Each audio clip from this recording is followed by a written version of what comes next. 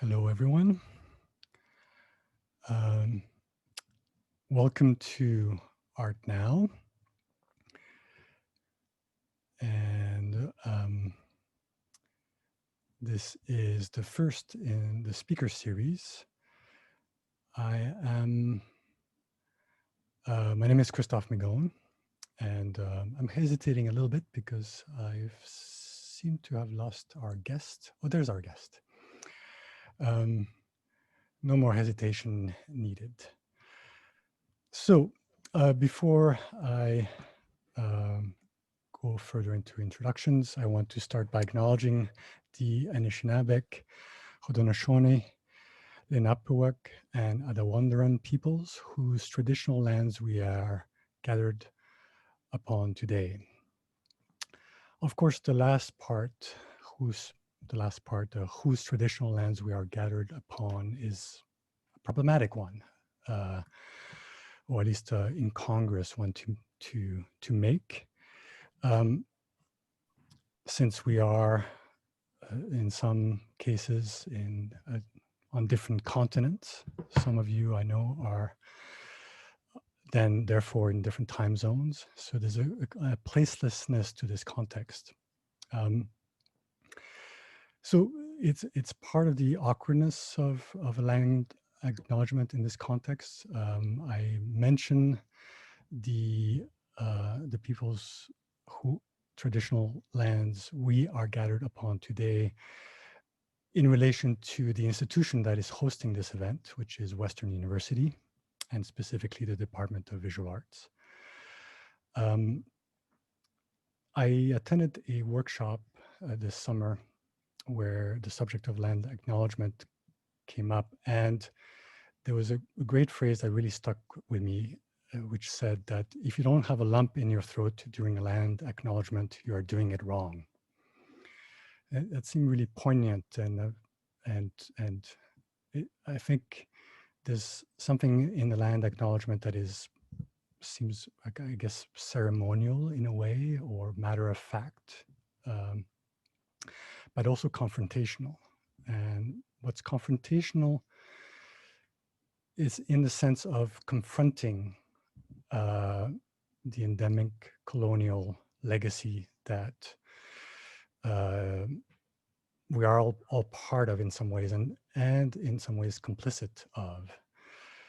So the lump, for me specifically, is of not saying that this complicity is ours, but mine too, that I'm a participant in it, and therefore have to strive to kind of counter the colonial legacies that are still, unfortunately, very active, still in play in different forms.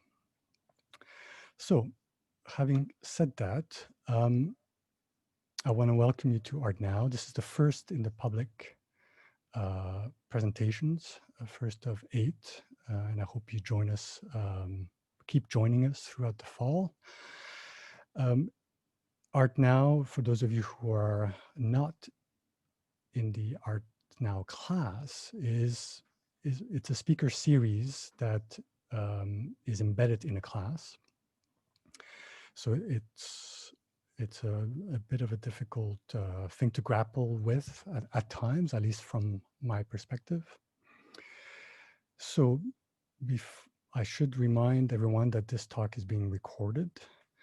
At the end, there will be a Q&A, and there's a Q&A button, which should be at the bottom of your Zoom screen, and that's the way that we'll be able to interact with our guest.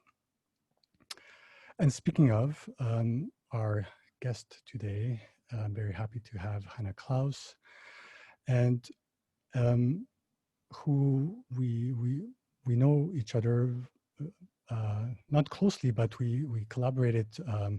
Or collaborated is not the right word, but we were both on a board of directors in an artist-run center in Montreal, and I wanted to mention that because artist-run centers are a very important part of the artistic ecology of Canada specifically, but definitely they are worldwide networks. And they deserve your support in whatever form that you can, from attending, participating, et cetera, donating to as well. Hannah's work particularly interested me for this series because of, and I'm sure that Hannah will expand on this in very specific ways, but her strong sense of place and connection to that, the immersive qualities of her installations. There's a great clip that I've included for those of you who are in the class on OWL. And one of the phrases that she says really struck me, where she says, I want to solicit a relationship with the viewer. They have to kind of take care of the work in order for it to exist. And that taking care is something that is more important than ever, and something thematically that I will be returning to throughout the rest of the fall. So with this somewhat slightly rambling introduction, I hope you can join me in welcoming Hannah Claus. Thank you, Christophe. Segu sewagwegu, Hannah Claus Yanjats, Degwanu Aradus, Jotjagi Digeru, Kanien'kehá Danu Gerastaños ii. So I just said hello to everybody. My name is Hannah Claus, and yes, it's pronounced just like Santa Claus. It's hard to forget it once I say that. And I live in Tiohtià, Montreal. I've been here now since 2001. And I identify as Kanien'kehá Mohawk and English Irish heritage. So thank you for the invitation. And I guess I'll also say very clearly, I'm not fluent in the language, in Kanien'kehá, but it's important to me to try and connect with the language and learn the language. So I have been taking classes these last couple of years, and I'm able to say a little bit. I can count. I can count fairly well now. Okay, so I will share my screen and move over to sharing my images with you. And I have to say, it is very funny. I've been teaching, I've been doing a lot of Zooms. This is my first real artist presentation doing Zoom, but it is sort of funny not seeing you at all. But I'm just going to go with it, and I hope you do have questions, and we can talk a little bit after. This work is a still from a video called "Repeat Along the Border." And I chose it because I thought I would start with the sky. This was actually featured, this still was featured in a billboard project in 2017, 2018, Resilience, which features work of female Indigenous artists across Canada. The video was actually made in 2005 when I was researching beadwork as language. The images, it was a video shot at Tyendinaga, which is my grandfather's reserve, of which I'm a member, but I've never lived there. And it speaks to me as an image because of how the clouds sit right over the horizon, and then the field and the road, sort of the straight line, the road, and the ditch beneath. It's all very stacked, layered on top of each other. And it reflects that Haudenosaunee beadwork or cosmology in that way, this idea of layering things going one on top of the other. So I was thinking of beadwork as a language through its imagery, and at the same time of place. Beadwork and motifs, design elements are very specific to place. Here I have superimposed an image of beads. They're white beads, actually historical beadwork from a legging in the McCord Museum collection. That was my first time really working with the objects in the museum sort of archive.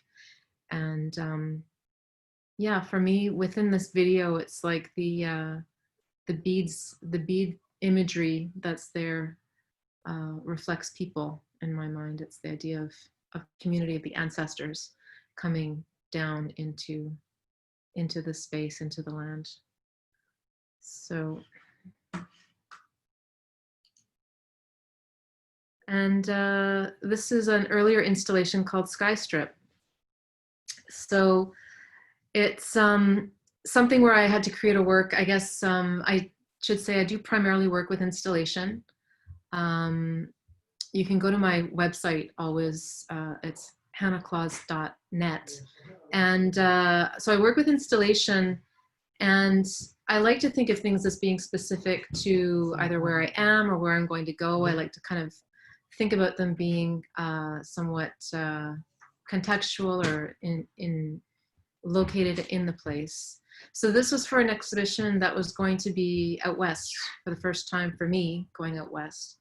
And I was thinking, what could I bring to them as an artist, as someone visiting that territory? And I just thought of skies, the idea of sort of great big prairie skies. And then this connection with skies for Haudenosaunee. Haudenosaunee, I guess I should say, in case you're not aware, is also known as the Iroquois. It's a confederacy of 6 nations, and Haudenosaunee means people of the Longhouse. So the Kanien'kehá, or Mohawk, are one of the 6 nations within the Haudenosaunee. So for the Haudenosaunee, it's the creation teaching in Sky World. And you will hear more about that as we go through, but the idea of Sky World with sky women who fell from the sky. So to me, sky often means creation, creativity, femininity. It can also just, people relate to it more generally, sort of dreaming and possibility. So I thought I'll send them images. If their places, the big prairie skies, I'll send them some of the skies here in Montreal. And with that, I then used threads. I think you can see that. Threads tied around rocks, river rocks. Each thread was tied individually, and they're sort of placed crisscrossed to make a kind of a grid or a web, a barrier. In part, it prevents people from getting too close. And this is one of those installations where, like Christophe was saying, it requires a bit of care on the part of the viewer. It was actually something that kind of drove the gallery a little bit crazy, because it was school groups coming through, and kids wouldn't look, and it was hard to get them to not go running into it, basically. The threads are stitched into the fabric, and they kind of pull the fabric out and away from the wall. And for me, this was something that was talking about this balance between the creativity, what is in the air, the sky, the clouds, the possibility, and ancestors with the stones. There's a grounding, so that the two work complementary in that way. There's a relationship between them. And I think it's sort of one of the first pieces I did where I started to really explore this idea of relationship, though I didn't really think about it in those terms yet, or know about it. This is another cloud piece, and this is now 2012, so it's a few years later. But I really enjoyed working with the threads and wanted to push that further. So in this case, the threads are more up and down. It's not a barrier. but I wanted to create an actual cloud. So it started with this one cloud, and I like it because this material is one I wanted to work with. I guess that's another thing, is I get very excited by materials. And this material is one that I knew for doing, it's a double matte film. So it really kind of holds the light. When the light is on it, it looks like it glows. I knew it from a video projections. If you want to do a rear facing video projection, you would cover your surface like a window or a door, and you hide the video projector behind it, and it then just fills it. It becomes your screen. But I really like the material itself. It excited me. So I thought I would like to use this, and basically just had all of these forms cut out from the material. It's actually kind of a very tough film. You can't really cut it smoothly yourself with an X-Acto knife if you're trying to do circles or sort of thing. So I would get those made. I was talking with one of the MFA students today, and was saying that sometimes people are like, "What? You didn't cut them all out by hand?" And I sort of say, "No, I feel like I'm still engaged with the process enough by just creating the cloud and stringing them all together." But yeah, so there's a lot of these on here. It ends up to me talking about community. The idea of individual units coming together to form a community. They're also something where the pieces sit really on top of, they're not fixed in place. They sit on, I put them on the threads, and then I put sort of dots of glue underneath them and hold them up above the dots of glue until the glue dries. So they sit on top of these dots of glue, and they're really lightweight, so that when just air currents in the room will make them sort of shift and move. They're never static, they're always in movement, which again is something that that speaks to me. I think is important.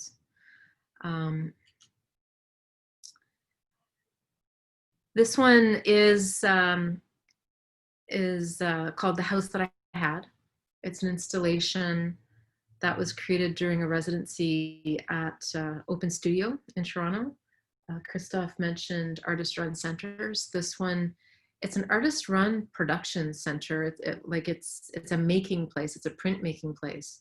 And at the time, they had this great program for inviting visiting artists, but it would be artists that aren't printmakers to do something in print. So I got to do this work with patterns. Again, I was doing a lot with patterns and this idea of beadwork as a pattern, and then also wallpaper patterns at the time, sort of making an equivalent between this idea of wallpaper patterning and beadwork patterns. So the Victorian sort of beadwork patterns and Victorian wallpaper patterns, and then I pricked out in the face. You can kind of see in the second slide, I'm pointing at it like you can see me doing it. I guess I could move my mouse here. There's sort of a beadwork pattern pricked out into the face of the printed paper. And it was to try and see sort of how the two patterns could coexist with each other. I was looking at the time, it was my graduate work. I did my master's at Concordia, and I was looking at people like Homi Bhabha and Ruth Phillips talking about contact zones, places of intersection. But Ruth was also talking about invisible communities and identities. So to me, that was sort of a way to try and talk about bringing these two things together. But at the same time, it didn't really succeed, or maybe it did in a different way, because the beadwork patterns really got swallowed up by the wallpaper patterns. They really were very subtle, very sort of invisible within it.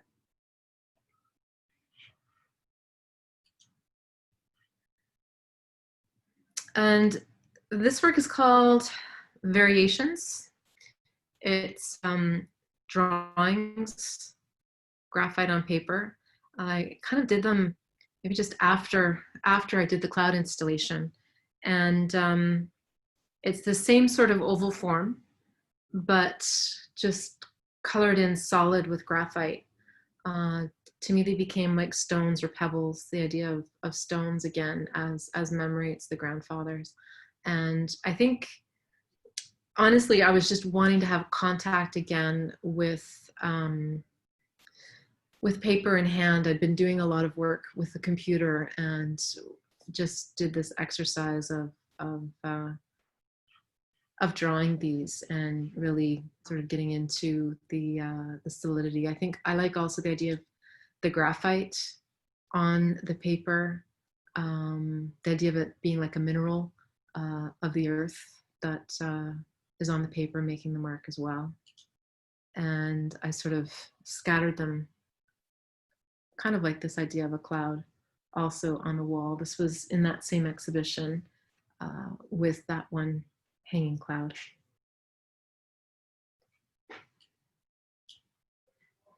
And that was, somebody sent me a picture of that. People really enjoyed people enjoy the clouds, which is nice. Here it's up in the air and the threads don't touch the floor, but they do continue down below. And people enjoyed having that vantage point. Someone who worked there, who took school groups through, sent me this image. So of course, once I did the one, I then had to go and make more because one just wasn't enough. I wanted to make a cloudscape. So this is called Cloudscape, basically. This is at an artist-run center here in Montreal called Obero. I think part of it is that I really, the thing I love about installation is when it can transform a space. I think that to me is really exciting when I manage to have a space and it can transform a space. I think in a way I figured out, it wasn't really in vogue or popular to say so at the time when I was doing art school. Sculpture was very conceptual, and it still is. But you would talk about, like, it would kind of drive me a little bit nuts because I wanted to do this, but you could sit in a class and talk about sculpture and making a sculpture, and then, you know, it would eventually arrive at, well, just the fact that we're talking about the sculpture is as if it was a sculpture. Can that be a sculpture? And sort of debate those points. And it would just get so sort of esoteric, it would be a little maddening. But I sort of split my undergraduate between sculpture and painting. I couldn't quite decide to do one or the other, and I couldn't make a decision. But it's how I say I ended up becoming an installation artist. My paintings were sort of too sculptural. They'd sort of be like low relief type things with metal and different viscous substances and things. I think I liked Eva Hesse a lot. And my sculptures were sort of too aesthetic. People would sort of, you know, be like, that would kind of be critiqued, the fact that it was aesthetic. So then I finally decided or realized to just embrace that, and that I use beauty as a strategy. I think maybe it might, I've seen some people talk about beauty as being more of an Indigenous way of conceptually working things out, of being a part of the whole. It's a way of honoring your idea of what you do. I think I use it as a strategy. I want to draw people in to my work. I want to draw people into my ideas, and that the idea that it is aesthetically pleasing or intriguing is a way that can work to bring them into it. So with this installation, it's something that the clouds are kind of placed close enough that you do have to walk carefully through them. Like I said, they are very lightweight. They move very easily. So if you start to run around in there, things are going to get tangled really quick. I guess something that is interesting to know is just the way that it's made, is that these are made digitally with 3D software, 3D imaging software beforehand. I work with someone who uses Maya and ZBrush, and we build or sculpt the clouds together on the computer beforehand so I can see what they'll look like. And then he'll take a screenshot. He builds it on a grid, and he'll take a screenshot of sort of face on, and then eliminate that row from the grid, then take another screenshot and then eliminate the row. So I end up getting screenshots of each of the rows. And my studio isn't that big, so this was a way that I could make this larger scale sort of thing, and have it then hang properly once it's up in the space. Basically, those screenshots become templates, and I would transpose onto my walls. I'd just do up a grid as well, and go on my template and say, okay, so start at 56 centimeters, the next one's at 70 centimeters, and just start to string the things, the objects onto the threads and build them row by row. So this is an image of the work where it was last seen at the Art Gallery of Winnipeg. And really it's quite beautiful. It hadn't been up in the air like that before, but I think it works well.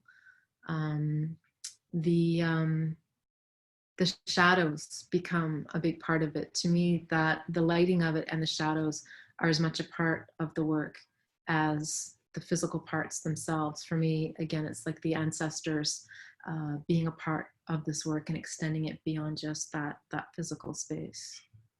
The other thing I guess I talk about is the fact that these threads are meant to be visible. One of the most annoying things that someone said to me, but you just laugh, but people would ask, is it dental floss?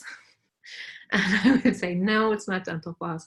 But it's not meant to be invisible, I guess is my point. It is actually a very specific thread that I sourced out, and it's meant to reflect the light.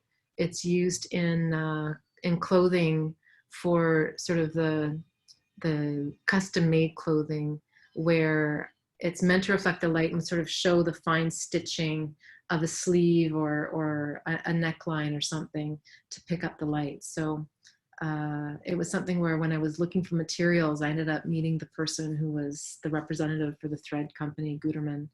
And he said, I've got this one thread, maybe that might be something that would work for you. And it totally has. The one problem with it is now that I was lucky, he was the representative for the Guterman thread company, and I kind of think he was the one person here in Canada, and his place was just kind of like 4 blocks away. His office was 4 blocks away from where I live, because I live kind of in this area that's sort of in between residential and then really close to some sort of industrial spaces, commercial spaces. So it was great. I could just get it from him, but then he closed down his office, and now I had the hardest time trying to I found it in the end, but it wasn't easy to track down the thread again and find out where to get it from. So that's one thing to think of if you're looking for materials, is to always take good notes and keep your receipts and figure out where they came from in case you need to source it out again.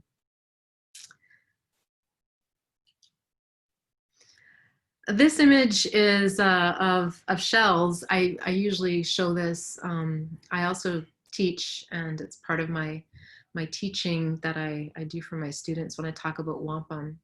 Many people, well, many more people know about wampum now, not always everyone. So I still think it's worth showing. Wampum are shell beads. They're beads that are shaped from purple and white shells, the quahog and whelk shells. These shells, it's like the shells for mussels, right? That sort of colored the purplish color, but it's quahog and whelk. And you find them where the fresh water meets the seawater. So already you've got that sense of intersection between places. And the name that I've heard different names for them, but the name that I've remembered is Gahuni, which is something, it's a word that means river made by hand.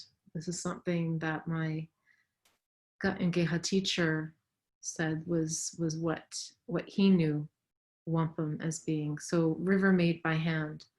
To me, that's really strong. That's something that I love about the language, about Indigenous languages, is they're so descriptive and so very specific. So the idea of the river is something that's important, because the river is basically, there's the highways. It's the highways before there were highways. It's what connected communities and people. At the same time, it's something where the river's always flowing. It's always moving. It's not a static, still body of water, let's say like a lake. So it's active. Like that, the Wampum Belt, it's basically a mnemonic object. This means it's a memory aid, essentially. And the beads are strung on these long lengths of either sinew or thin leather, I think in this case. And there are symbols within it. They're created to remember oral agreements between nations, nation to nation agreements. That's where that comes from. It's like treaties before there were treaties, but it embodies more than the idea of a treaty. It really embodies relationship with this sort of agreement. It's a covenant between the parties, and the two Wampum Belt makers will come together and agree on what the Wampum Belt will be. And with that, there will always be two Wampum Belts made. One goes back with one party, one stays with the other. And both will come together to renew the words.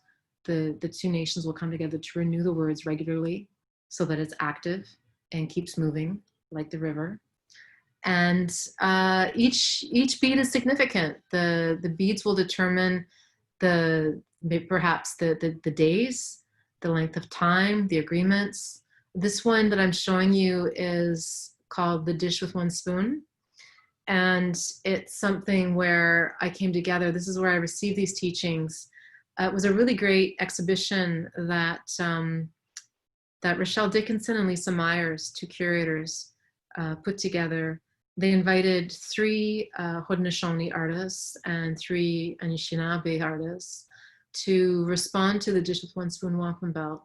This belt was made as an agreement between the Anishinaabe and the Haudenosaunee, and it's basically talking about territorial rights, territorial hunting rights. It's the idea of sharing the land. And the symbol that you see in the middle is to represent the dish. The dish itself is composed of 13 beads, rows. I counted them. And I got really excited because 13 is it's a number of completion. It's the year, it's the number of moons within an Indigenous year. And it's something where the dish has the white line in the middle, and some say that represents a beaver's tail, which is a delicacy. And so the idea is that you serve your guests the best of what you have, and you always leave some in the bottom of the dish so that it's never empty, so that there will be some left for the next person who comes along. And you can think of this in terms of stewardship towards the four-legged, towards the territory that you take care of the land. You're in relationship with the land, and you take care of the other. You make sure that there's some left for the other when they come. So as you're sharing the goods, as you're sharing the land for food and clothing and the rest. So this was all of the things that we were learning about with this exhibition. I guess it was Alain Corbière, who's just recently got his PhD from York University, I think. And he's Anishinaabe and very, very knowing and knowledgeable in Wampum Belts with the Anishinaabe. And Rick Hill also spoke with us about Wampum Belts. So we were then to respond to this and create something ourselves and create artwork for an exhibition. So I ended up creating this, and it's called Our Minds Are One. It's what you would call as an image or a symbol, the celestial dome or the sky dome. Now, at a certain point in time, when I'd say sky dome, everybody would really laugh, because the baseball stadium in Toronto was originally called the Sky Dome. I can't see how they would come up with that name and not know that it was something that was used for a design unit for Kanien'kehá or for Haudenosaunee beadwork. But I mean, maybe they didn't know. But anyway, it's a design unit. It's sort of this half dome that's over top of a line in beadwork that is just very classically Haudenosaunee. And so that kind of took me back to beadwork from the wampum imagery. But when I heard Rick Hill talk about about wampum belts in his presentation to us, he, just pulled up all kinds of symbols and was talking about symbols and was talking about the dish and an hourglass, saying, well, this is the kind of thing that talks about the idea of the world. It's a vision of the world. It's a symbol for the world, this idea of the dish. And I asked him about the sky dome. Like, does he see this as fitting into, how does this relate? And he's like, well, if you take the dish and you turn it upside down, then it becomes the dome. It's the same thing. It's the idea of completion. And I had sort of hairs rise up on my arm. I was like, oh, yay! I was so excited, because then I thought I can make the sky dome, which is something I'd wanted to do. So I'd been wanting to make this for a long time, really, and just not hadn't figured out yet how to do it. And now that I knew about having done the clouds, I thought I can totally make a dome. So I made a dome, and it's got images of what was in my world at the time, basically. I'm gonna go back. It obviously has the sky at the top. At the bottom, it's sort of the roots and the schmutz that was growing up between the sidewalk in my urban existence, where I go back and forth to my studio each day. And I took pictures of that sort of bits of greenery. And then it had sort of trees and things from the parking lot where I would go to teach all winter, and then the sky. So it had that, again, that idea of sort of layering. Oh, and I also made it so people could go inside. That was the other thing that was different, because people kept wanting to go into the clouds and it wasn't working with them going into the clouds. So this time I said they can go into the sky dome. I'm looking at the time. I'm gonna maybe try and move it along a bit. This is called Watersong, and it was created for during a residency when I was in Mi'kmaq territory. Again, I'm kind of thinking, what can I bring to, what can I offer to them, someone who's not from that territory.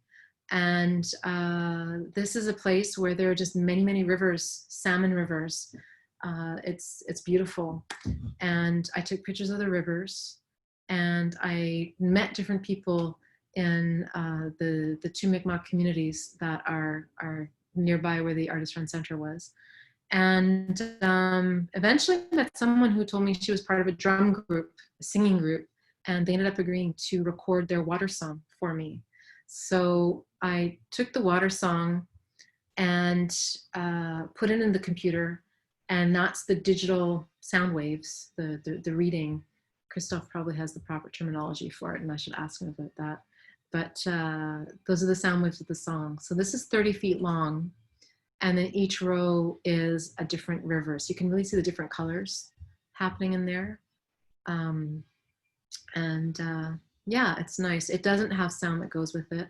It's just meant to be, it's meant to be the song transcribed sort of visually. It's not meant to be an audio sort of piece. This is again Wampum Belt. It's a public art installation that I did at Queen's University, and it's called Words That Are Lasting. And it, again, I felt just very appropriate because it's for the law faculty of Queen's University. It's a replica of different wampum belts that are out of colored acrylic. And the irony of it is that this building is called the John A. Macdonald Pavilion. I think they're petitioning to try and get it changed. But the Indigenous students were incredibly happy to have this happen. And I was really happy because it's near Tyendinaga, which, as I said, is the community where I'm a registered member of the community, and my grandfather's from there. So I felt it was a little bit like coming home that way. It was nice. And you can just see the light. And this one is called For Those Who Didn't Make It Home. It's engaging with community in a different way.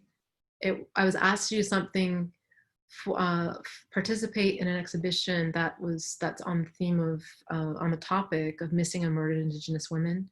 So it's kind of before it became such a, well, it's been more out in front since before this happened. But anyway, for me, I felt a little uncomfortable because I don't have a direct experience with this issue. I don't know someone who's gone missing. And I felt like I wanted to, of course, engage with the idea, but how do I go about this? I don't want to do it in sort of a superficial way. What this is eventually, it became something where I obtained a list of names that University of Ottawa student who was completing her master's in the law program, Marianne Pierce, she put together the list of names of missing and murdered Indigenous women based on police databases throughout the country, and made that available to everybody as a Google Doc. And so I downloaded it and then did workshops with different communities and spaces that people wrote out, chose names to write out, and I videoed their hands. And then it's like layered, so different hands are coming into it at the same time. We'll see if I can show you a little bit. Yay, the video is working. So there's no sound, but it's a layering thing in the video program.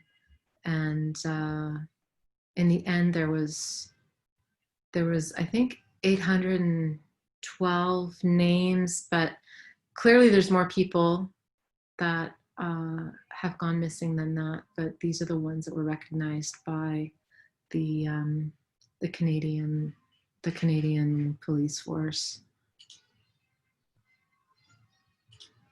And that's projected from above, and these houses made out of mosquito netting sit around it. So to me, it's like the community. The names are being held by the community, and they are being missed by the communities, and they all have homes, and those homes are missing them. So yeah, I think the diameter of that is about 5 feet across, I think. The last one, you can kind of see a little bit through the screen. It's the last sort of page and a half or 2 pages was simply Jane Doe.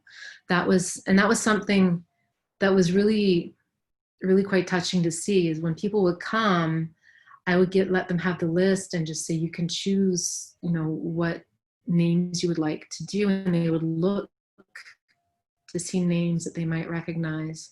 And this one person sort of looked, and she got through all of them and got to the last page where it was Jane Doe and said, I want to do those ones.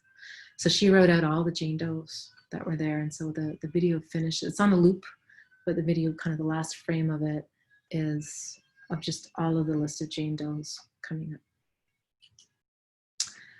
This is another work that I did called Our Ancestors Are With Us. This one was just last year. It was in Toronto. And it's again, it was something that was a project, a public art project, again, to honor missing and murdered Indigenous women. And I was invited to participate, and everyone made a banner. They sent you the material, and what you used it to make a banner, which is kind of like a skirt. If it was taken off, it could be like a skirt. So I used reflective bicycle, I think of it as bicycle tape, cycling tape, but that sort of reflective tape that if it hits a light, it gets really like bright. And this is again sort of more based on a traditional design somewhat. You can see the celestial tree in the corner, and those are the sky domes that are on the line above. But here I changed it and made it like a cityscape. So it's called Our Ancestors Are With Us, meaning they're there in the city too. So, and I was thinking about protection and being visible in using that sort of safety reflective tape. This is an earlier work called Pine. It's an installation with projection, a William Morris carpet projected onto it, and pine needles. So here it would be like a half-ton truck of pine needles, and a good part of the work was spent beforehand stripping the needles from the branches and then sweeping them into place. And again, this is kind of that idea of care. I'd invite people to come in and be a part of like to walk on it. And people would be very like, oh, it seems so like, how do you do this? Did you paint them on there? And they'd sort of realize, oh no, but their projection would interrupt their presence, their body would interrupt the projection, and their shadow would become a part of it. And you know, the sort of the trick is over, the magic is gone, but they become like a part of the piece in that way. And then the thing with pine needles is they don't actually smell that much once they're off of the branches. And I had the gallery attendant sort of say, it's not like looking so great anymore. They're kind of like getting sort of trampled on. And I was wondering if I could put like a pine freshener in the wall maybe just to like make it smell. And I'm like, no. Part of this is the idea that objects, you know, as beautiful as they may be, they don't last forever. They're not meant to last forever. And time comes in to just, you know, play its part and be a part of the cycle, the natural deterioration. It becomes something else. So that actually inspired this work. I had someone, a gallery curator, come and see me. That earlier work was quite a while ago. It was 2003, I think. And I had someone come and see me in 2015 saying, I'd really love that work. I'd like to, you know, are you doing anything like that now? And I'm like, no.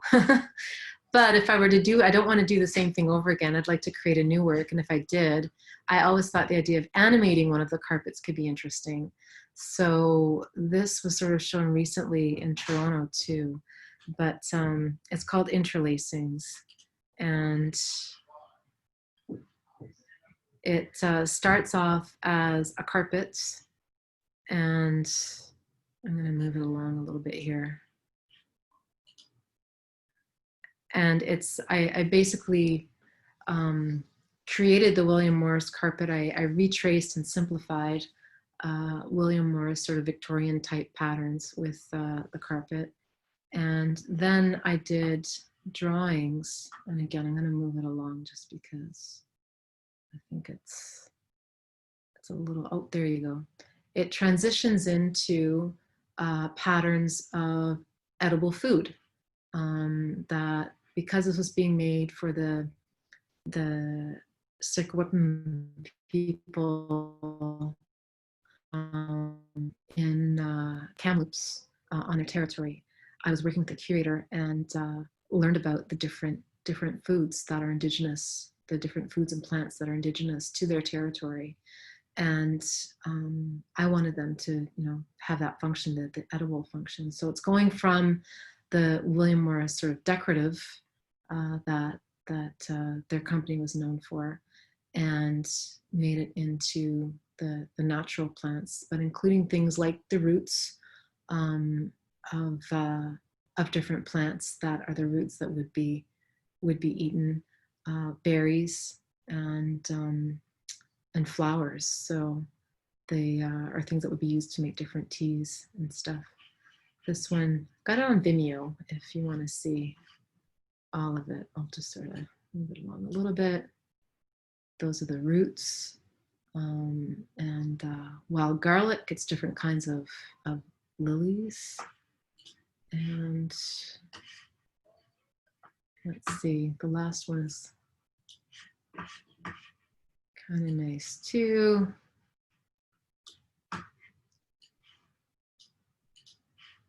Is it gonna go further? No, I'm gonna make my computer crash. That would be a bad way to end.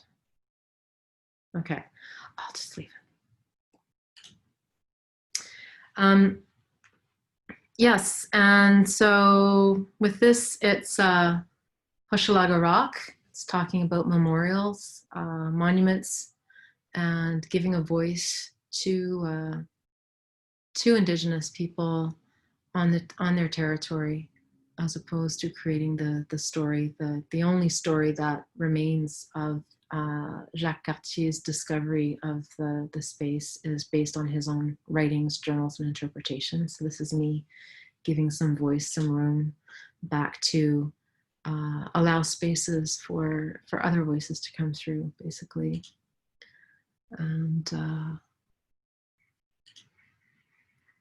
this is that plaque, again, out of the same series. It's like basically the plaque taken off of the rock and becoming this installation that is suspended with the colored acrylic. I really enjoyed working with the colored acrylic for that other public art installation I did. So here it's called Words Going from One Place to Another, but it was thinking about what would be the things to remember or to honor.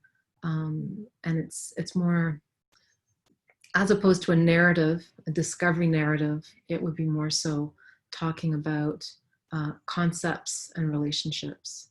So the words on there are the medicines, fire, land, water, air, moon, and sun.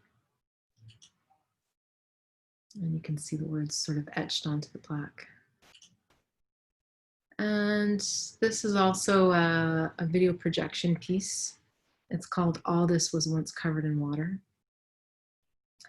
And I have this also as a video. I'm gonna move it a little bit.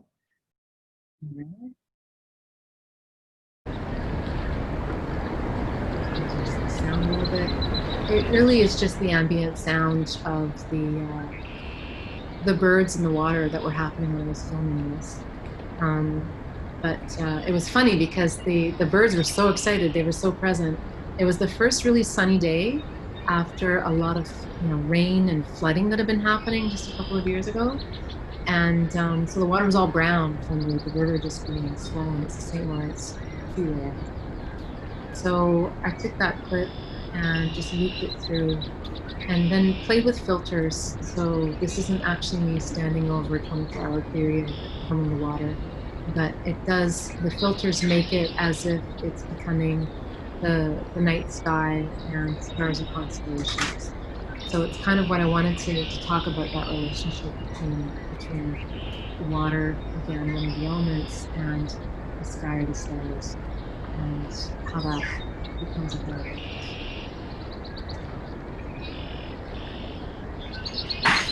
So I'm just gonna move it along since we're getting close to an hour now. This is the route that Ochakak preferred. it's a series of prints. Again, I was lucky enough to be invited to go on to another printmaking residency for people who aren't printers, which was fun. And yeah, it's something where it was called the Mapping Residency. So I was just looking at maps, and you didn't have to do maps, but that was what started it off for me. And it is a map that I found is the first map, or not the first map, it's the only map known in a museum collection that is an original map done by a guide, a Cree guide for a fur trading company. And it was the route that he wanted the fur traders, the company men, to take. That was the sort of the better route in his mind. And so he, you know, drew it all out with sort of charcoal, burnt wood onto birch bark. And La Vérendrye, who's the one that saw this, that he was working with, just thought it was so beautiful. He inscribed it. He included it in the map that he made. That was the European version of this. He included it at the top of the map. And the name of the Cree guide is recorded as being Oshagash. And it was said in the description that it was like an anglicized version of a Cree name. So I wanted to try and find what this person's name could have been. So I worked with some people who were Cree speakers that I knew were Cree speakers, who then consulted with other Cree teachers, and they came up with Otsikak as being the word. So that's laser etched into the handmade paper, and then has different elements chincolled with it, and a constellation punched out in copper. And I might just finish with this one, because I think I have a couple more, but I'm going to finish with this one, since this was the image that you were using to promote the talk. This is called Trade is Ceremony. And it's a trade blanket that has copper pins poked into it. And the pins in this case trace out a circle. It's one of 4 or 5 that I've done. I can see doing more. I think I love them. There's just this real potential. But it came out of a conversation with Nehiyah Cree elder, Jerry Saddleback, about travel and trade.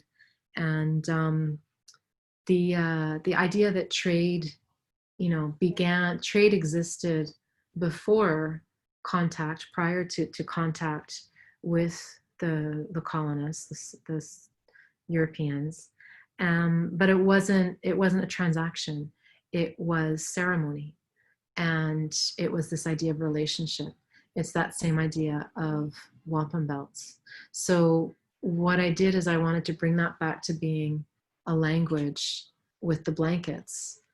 Blankets, as you know, often now are something that when someone sees it, it's thinking of germ warfare and the possibility of disease and smallpox and things, and people becoming infected by blankets. But it was a trade item that was used and gained value. But it's an item that has sort of an ambiguity to it, because blankets are still very much a part of various Indigenous cultures as an honoring to people in ceremony. And it's us. So I use that idea of the blanket for its sort of complexity. And then the pins are tracing out images of from wampum belts. And it's the idea of bringing language together and bringing the relationship back to that transaction. This last piece, this will be the last one I show you, is called Invaders, and it's using silver pins, and you can kind of see it almost becomes like an embossing in the blanket. It's actually an image that comes with from Covenant chain belt, and the Covenant chain wampum belt. It's the idea of the covenant, and the chain is made of silver. So within the descriptive language, the chain is made of silver because metal would rust and break down. Silver would remain strong. The chain could not be made of rope because it's not strong enough. So silver would still remain strong. It would not rust, but it does tarnish. But it gives that idea of silver where you have to clean it and polish it to keep it bright. So again, it's bringing back that idea of an active relationship. The relationship needs to be cared for and not just signed and put in a drawer and forgotten about, or it will come back to you tarnished and black as opposed to the shiny silver that it's supposed to be. So I'm going to leave it. And I guess the other thing I'll just say about that is when I was doing these in the studio, I looked at them. I knew I wanted 3. It's the 3 ideas of that, and that symbols repeated. They're separated, so the chain links are broken. They're not attached. And then when I was looking at them, I thought, that looks a lot like kind of the video game, like the Space Invaders that are coming. And I thought, well, Invaders works as a title for this as well. So it kind of stuck as a title. So I'm going to leave it at that.